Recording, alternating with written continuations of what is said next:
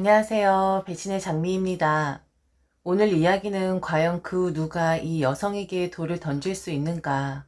라는 물음을 주는 사연입니다. 감히 제가 판단을 할 수 없는 가슴 아픈 사연을 보내주셨는데요. 읽은 저도 가슴이 매우 먹먹해집니다. 과연 이 여성분에게 어떤 사정이 있었을지 사연 속으로 들어가 보겠습니다. 그냥 여러분들과 함께 숨쉬고 살아가고 있는 보잘것없는 한 여성입니다. 잘난 것 하나 없고 한없이 부족하기만 한 제가 이렇게 용기를 내는 것은 한 번 정도는 제 이야기를 해보고 싶었습니다. 비난을 하셔도 욕을 하셔도 어찌 사람의 탈을 쓰고 그리 생각할 수 있는 거냐 하신다 해도 꼭 한 번은 저도 제 목소리를 내보고 싶었습니다. 그래야 가슴에 응어리진 것이 풀릴 것만 같거든요. 생판 모르는 사람들에게라도 제 속을 좀 털어놓아야 숨을 쉴 것만 같거든요. 죄인이 된 마음을 가지고 여러분들 곁에서 조용히 숨죽이며 살아가고 있는 평범한 이웃이라 생각해 주시길 바라며 한번 제 이야기를 들어봐 주시겠습니까? 제 아들은 세상에서 가장 망나니입니다. 엄마 알기를 동네에 굴러다니는 쓰다 버려진 쓰레기 봉지쯤으로 알고 있는 그런 사람이죠. 성인이 되고 나서도 돈 한 푼 벌어본 적 없었고 군대를 다녀오면 인간이 좀 될 것이라 생각을 했었는데 어리석은 기대였었습니다. 군대에서도 문제를 일으켜서 하마터면 영창 신세를 질 뻔했었던 그런 아이였었죠.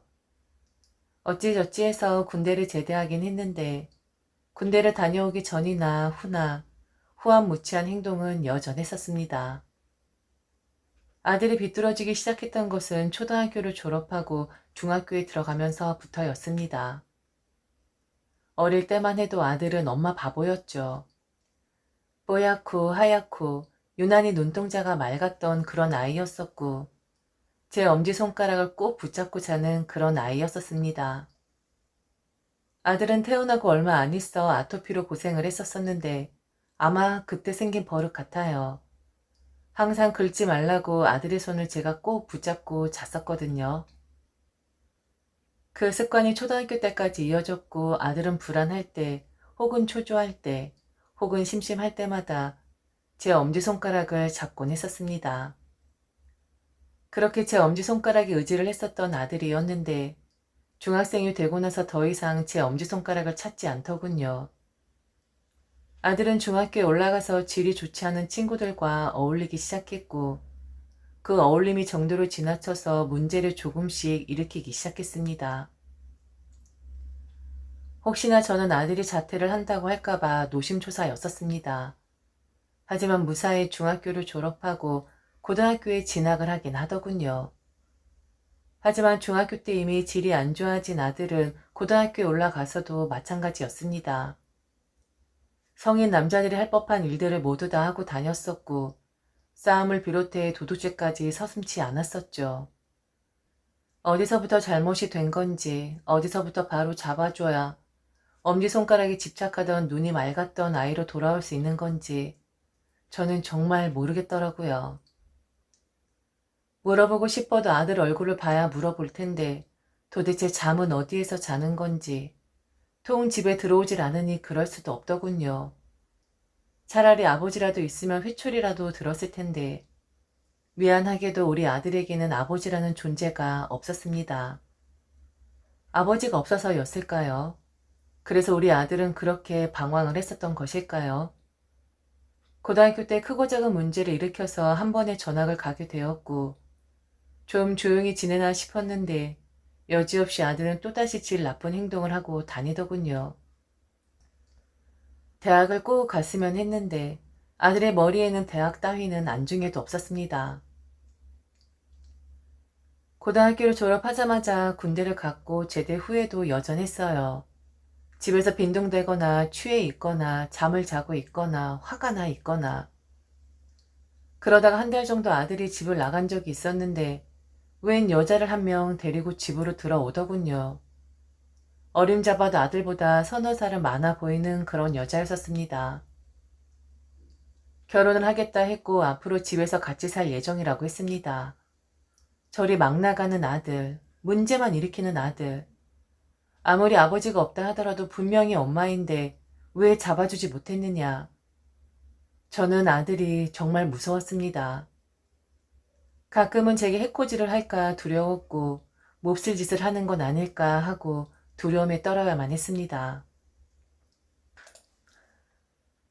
아들이 군대를 제대하고 집에서 빈둥대던 어느 날 잔뜩 취해서 제게 그러더군요. 술집 여자나 저나 다를 게 뭐가 있냐고 말이죠.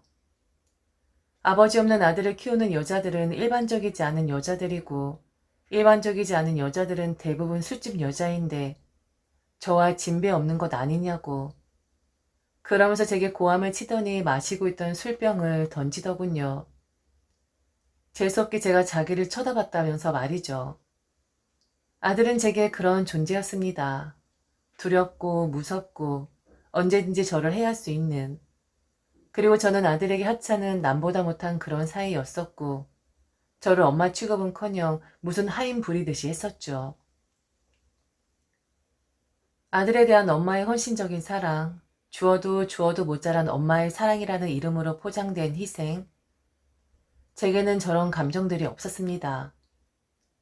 망나니 짓을 하는 아들을 그냥 지켜보고 보살펴 준 것은 온전히 살고 싶었기 때문이었습니다. 아들에게 손질을 당하는 것도 싫었고 아들에게 더러운 것이라고 술집 여자라고 욕을 먹는 것도 싫었기에 비위를 건드리고 싶지 않았을 뿐입니다. 아들과 그 여자는 한동안은 사이좋게 지내는 것 같았습니다. 물론 저를 부려먹었고 제가 벌어다주는 돈으로 생활을 하긴 했지만 그 여자로 인해 아들이 저를 괴롭히지 않았기에 그나마 살 것 같긴 하더군요. 그러다가 아들과 그 여자 사이에 문제가 생겼는데 아들이 그 여자에게 크게 손을 대서 병원에 입원을 하게 되었죠. 사람이 손으로 가격을 해서 한 사람을 병원에 입원시킬 수 있는 정도면 그 상황이 얼마나 처참했을지 상상이 가시나요? 여자는 병원에서 퇴원을 하자마자 아들을 고소했습니다. 아들 콩밥 먹이고 싶지 않으면 합의금을 내놓으라고 여잔 제게 소리쳤고 만일 아들이 없는 자리에서 제게 그런 협박을 했으면 제가 고소를 취하지 말아 달라고 부탁을 했을지도 모르겠습니다. 정말 제발 아들이 사라져 줬으면 좋겠다고 생각을 했었거든요. 어찌 엄마가 되어서 그런 생각을 할 수가 있냐고요. 저는 그랬습니다. 그냥 아들이 집을 아예 나가길 바랐었고 좀 저를 떠났으면 했고 아니면 아예 크게 일을 저질러서 콩밥이라도 먹게 되었으면 좋겠다고 생각을 했었습니다. 그런데 아들은 운이 좋았는지 잘도 빠져나가더군요. 결국 아들이 있는 앞에서 여자는 저를 협박했기에 후환이 두려워서 저는 합의금을 마련해 줄 수밖에 없었습니다. 결국 집에는 또다시 아들과 저만 남게 되었죠. 일을 끝내고 집에 들어가기가 너무 싫었습니다. 그래서 일이 끝나도 한참을 집 앞 공터에서 서성였던 것 같아요. 비가 오거나 덥거나 유난히 추운 날 공터에 앉아 있으면 제 자신이 비참하다 못해 울고 있는 풀벌레만도 못하게 느껴졌고 떨어져 있는 낙엽보다도 못하게 느껴졌던 적이 한두 번이 아니었었습니다. 그럼 왜 차라리 당신이 떠나지 그리하지 않았느냐 라고 물어보실 수 있습니다. 그럴 수가 없었어요. 만일 제가 아들을 버리고 도망을 갔는데 아들이 저를 찾게 되면 무슨 일을 벌리게 될지 상상만 해도 끔찍했거든요. 이런 감정을 이해하실지 모르겠지만 저는 당시 그랬었습니다. 신체적으로 고통스럽게 하는 것은 상처야 나으면 괜찮아졌지만 심적으로 고통스럽게 하는 것은 점점 쌓이게 되더군요. 언어적으로 해야 하는 그 강도는 나날이 심해져서 저는 점점 피폐해져 갔지요. 그런데 어느 날부터 집에서 혼자 빈둥대던 아들은 집에 이 사람 저 사람을 끌여들이더니 마치 집안 전체를 아지트처럼 활용을 하게 되었습니다. 집에 들어가면 술 냄새부터 시작해서 담배 냄새까지 그리고 알 수 없는 특이한 냄새까지 잔뜩 술에 취한 아들과 아들의 그 패거리들은 저를 휘끗 쳐다보며 조롱 섞인 말들을 했었고 저는 종일 일하느라 지친 몸을 누울 새도 없이 다시 아들과 아들 패거리들의 수발을 들어야만 했지요. 아들의 패거리들은 아들과 똑같이 일도 안 하는지 낮에도 밤에도 거의 저희 집에서 숙식을 해결했고, 저녁에 퇴근할 때쯤 그 패거리들의 오토바이가 쭉 세워져 있으면 저는 밖에서 서성이다가 한숨을 쉬고는 집에 들어가야만 했었습니다. 이렇게는 더 이상 안 될 것 같더라고요. 사람 사는 게 아니었었으니까요. 그래서 저는 그 패거리들이 없는 날 유난히 아들의 기분이 좋아 보이길래 용기를 내서 이야기를 했었습니다. 내 아들에게 이야기를 하는 것인데 어찌나 아린 입술이 떨리던지, 그리고 목소리는 왜 그렇게 기어 들어가던지, 저는 아들에게 돈을 좀 마련해 줄 테니 독립을 하는 것이 어떠하겠느냐고 했습니다. 떨리는 목소리로 조심스럽게 거의 빌다시피 이야기를 했었죠. 너도 이제 다 컸는데 엄마랑 사는 거 불편하지 않니? 그리고 요즘 네 손님들이 많아서 그런지 여자인 엄마 입장에선 여간 불편한 게 아니거든. 차라리 내가 돈을 좀 마련해 줄 테니 이번 참에 독립을 하는 것이 어떨까? 네 손님들도 오가기 편할 것 같고. 너무 비참한 말투였지만 아들의 비위를 거스르면 안 되었기에 최대한 말조심을 하며 이야기를 했습니다. 그런데 아들의 얼굴에 화색이 돌더라고요. 그러면서 얼마나 해줄 거냐고, 자기도 독립을 하고 싶었다고 말을 했습니다. 그렇게 해줄 거야? 그럼 독립시켜줘. 대신 생활비랑 용돈 주는 거 알지? 정선 자주 오지 말고 일주일에 딱 2번씩만 와서 하고, 그럼 집 언제 마련해 줄 건데? 얼마나 줄 건데? 좋은 집은 아니겠지만 전세 보증금으로 저는 아들에게 대출을 받고 있는 돈 없는 돈을 모두 끌어모아 5천만 원을 마련해 주었습니다. 그리고 한 달에 생활비와 공과금, 아들 용돈도 잊지 않겠다고 다짐을 했고요. 무리를 해서 아들을 내보내는 것이라 부담이 되었지만 속으론 뛸 듯이 기뻐했습니다. 그나마 얼굴을 마주하거나 그리고 그 패거리들의 조롱 섞인 농들을 듣지 않았어도 되었으니까요. 그리고 더 이상 밖에서 서성이지 않아도 되었으니까요.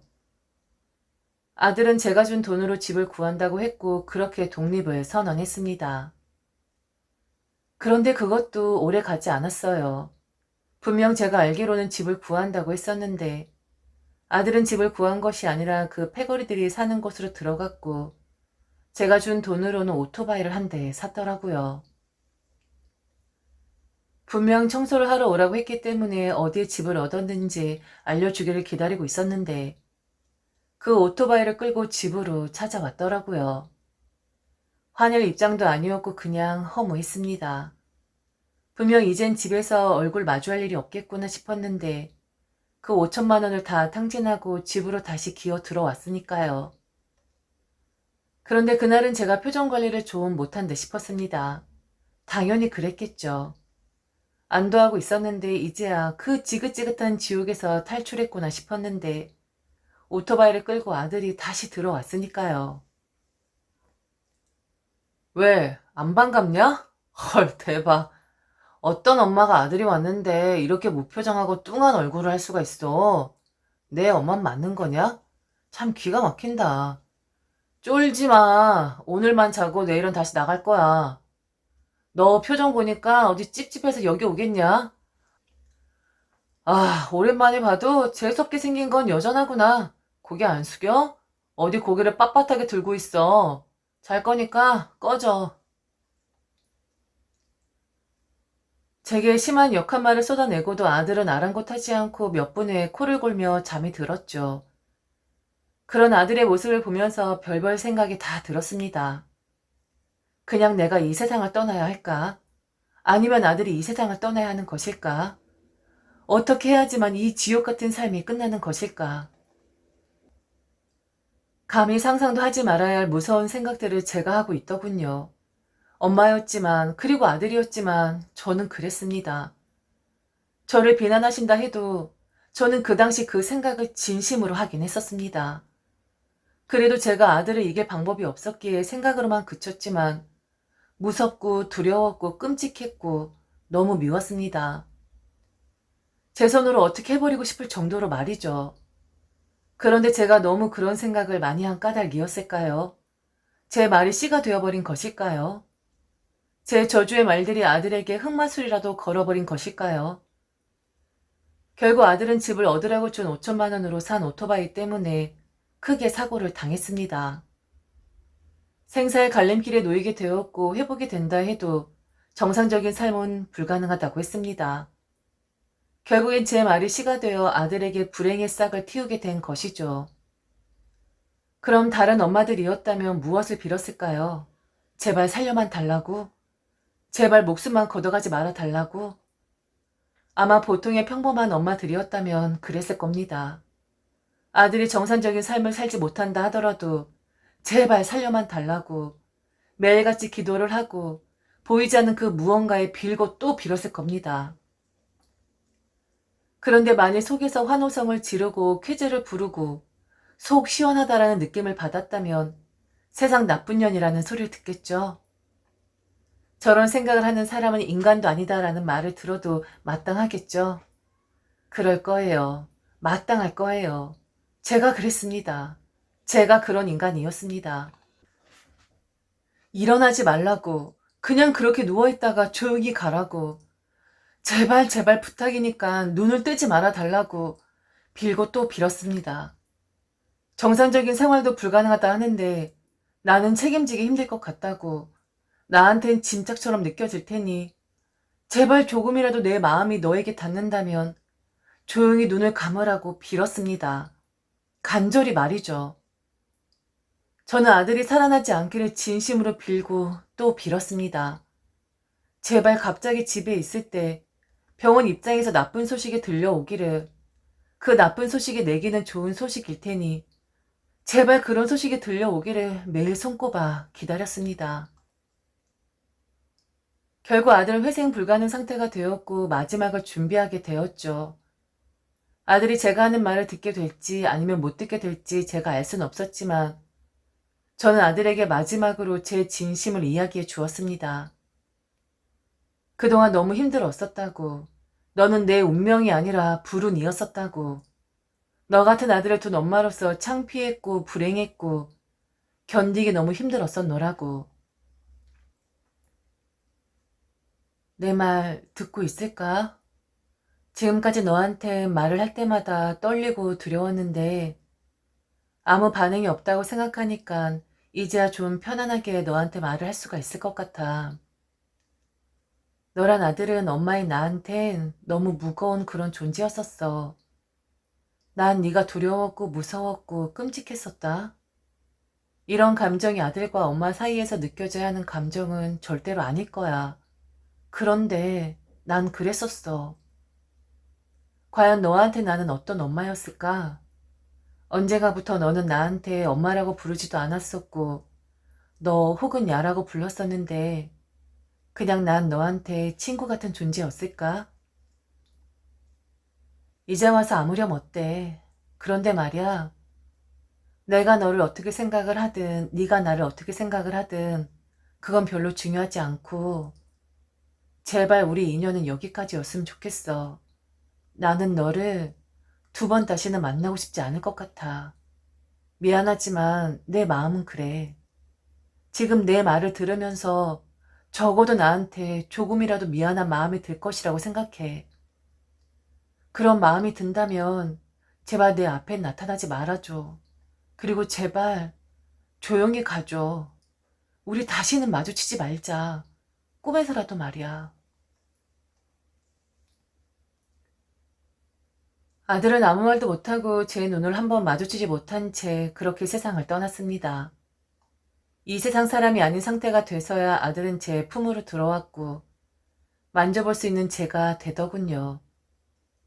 아들을 보내는 동안 저는 울지 않았습니다. 비정한 어미라서 그랬을 거예요. 눈물 한 방울 나질 않더라고요. 그런데 눈물은 집에 돌아오고 나서 맥이 탁 하고 풀리니 그제서야 나오더군요. 언니, 이제 만족해? 집으로 들어오니 혼잣말이 절로 나왔습니다. 그리고 눈물이 왈칵 쏟아졌고요. 아들의 친모는 바로 저희 언니입니다. 언니는 원치 않은 임신을 하게 되었는데 아들의 친부는 동네에 돌아다니는 시정잡배나 다름없는 그런 사람이었습니다. 언니가 원치 않은 임신이 될 때 아들의 친부는 언니에게 신체적으로 고통도 많이 주었는데 그래서 오랫동안 누워서 지내야만 했죠. 언니의 그런 처참한 모습에 그리고 그 시정잡배의 내로남불한 태도에 어머니는 화병에 돌아가시게 되었고요. 언니는 누워있는 동안 내내 무표정이었습니다. 어머니가 돌아가셨을 때도 그렇게 되었냐고 제게 딱 한마디를 건넸을 뿐입니다. 몸 상태가 어느 정도 나아졌을 때 저는 언니가 임신을 했다는 것을 알게 되었는데 아마도 언니는 그 전에 알고 있었던 것 같아요. 저는 어쩔 수 없이 불행한 선택이지만 병원을 가자 했고 언니는 아이를 낳는 것을 선택했습니다. 꼭 낳아야겠다고 했어요. 왜 그런 고집을 부렸는진 전 언니가 아니었기에 알 순 없지만 그렇게 아들을 낳고 나서 언니는 본인이 이 세상에 할 일은 다 끝난 것 마냥 그렇게 이 세상과는 이별을 하더군요. 한순간에 너무 많은 일들이 생기다 보니 저도 거의 반은 넋이 나가 있었는데 물끄러미 제 상황을 보니 저와 아들 단 둘만 남아있더군요. 기가 막히게도 말이죠. 저는 어쩔 수 없이 아들을 키워야만 했었고 사랑을 준다고 했지만 어쩌면 아들은 은연중에 알아차렸을지도 모르겠습니다. 아들을 원망하고 미워하고 저주하는 제 속마음을 말이죠. 아들이 이 세상에 태어나게 되면서 제게 너무 많은 것을 빼앗아 갔기 때문에 저는 아들을 보통 어미들처럼 대할 수 없었던 거겠죠. 저는 모진 어미입니다. 비정한 어미입니다. 아들이 이 세상 사람이 아니라는 것이 시원하고 그리고 제 앞에 나타나지 않는다는 그 사실에 기뻐서 날뛰고만 싶습니다. 미안한 마음도 없고 서글픈 마음도 없고 숙제를 마친 것처럼 홀가분합니다. 이런 마음을 가진 저란 사람 비난받아 마땅하지만 그 비난 달게 받을 생각입니다. 아들이 살아있을 적엔 무서워서 집에 바로 들어가지도 못하고 공터에 앉아 떨어진 낙엽을 보면서 넌 좋겠다. 그냥 떨어져서 이리저리 뒹굴면 되잖아. 길 고양이를 보면서 넌 좋겠다. 아무데나 갈 수 있잖아. 그깟 것들을 더 이상 부러워하지 않아도 되어서 너무 기분이 좋습니다. 이런 마음을 가진 어미 보신 적 있으신가요? 오늘 여러분들은 이리도 비정한 마음을 가지고 있는 한 어미를 알게 되시는 겁니다. 제가 그런 사람이거든요. 그런데 참 이상합니다. 그런 아들이었고 제게 상처만 안겨준 아들인데 저는 왜 아직도 그 아이를 제 아들이라고 칭하는 것일까요? 지금까지 들어주셔서 진심으로 감사합니다. 이상 배신의 장미였습니다.